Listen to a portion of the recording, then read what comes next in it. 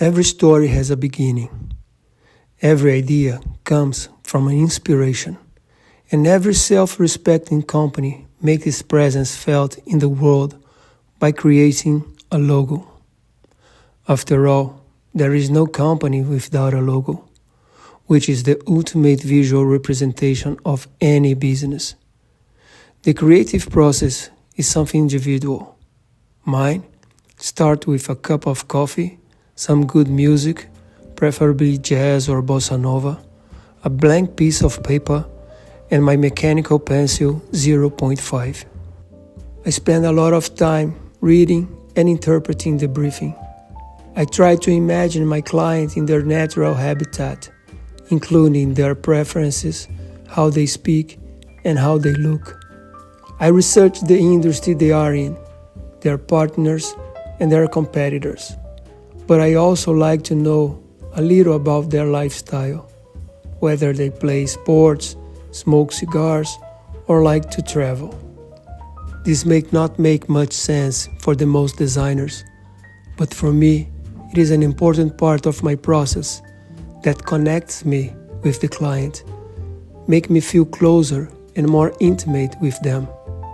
After all, I am creating a logo that will visually represent them or their company. This connection is valuable to me because it can determine the archetypes that will establish the brand conceptual parameters. Logos have personality. They express confidence. Logos have life. They reflect values. Logos have a soul. They inspire the world around them. When I create, the big thing is consistency. Consistency with the briefing, consistency with the concept, and consistency with the values.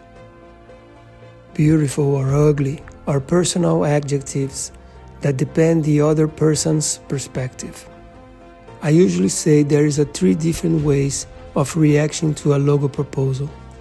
Love at first sight, rejection at first sight, or the most solid and mature of all, building a relationship as the client interacts with and understands the logo, where that symbol is no longer a surprise, but rather the materialization of abstract ideas in a solid, playful, and conceptual shape. I look for visual references to connect with the market segment in which the client operates. I usually spend a maximum of 1 hour doing research and save references, never more than that. I don't want to be influenced by something already created. I just want to expand my mind and let the ideas flow in a free field.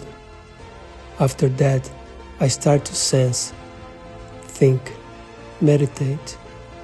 I try to establish a spontaneous connection with the logo, which usually works.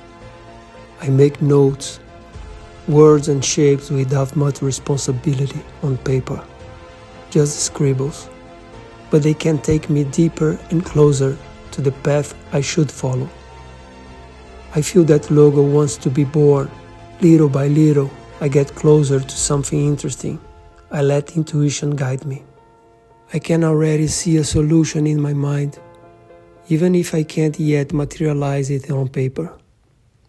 But I know I'm on the right path, and nothing stops the creative impulse when you have love, patience, and technique. I feel fulfilled when I can contribute to designing or redesigning a logo. I feel that I'm a part of the brand's positioning and responsible for ensuring the logo maintains its conceptual nature. But that's another story. After all, we raise our children for life and not for ourselves.